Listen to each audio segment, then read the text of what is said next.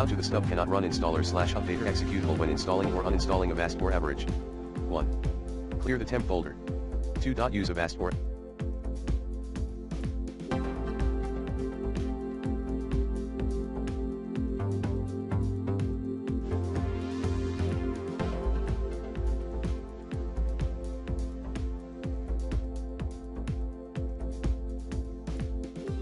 average clear.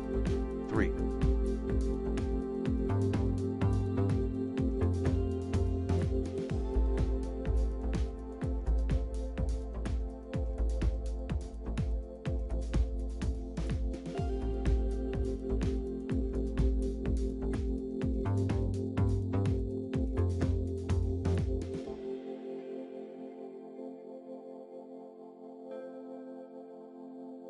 Run Microsoft's program install and uninstall Troubleshooter.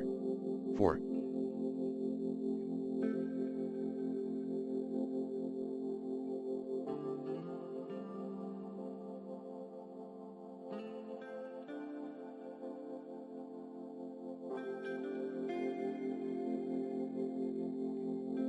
Use third-party, affected software, uninstaller software.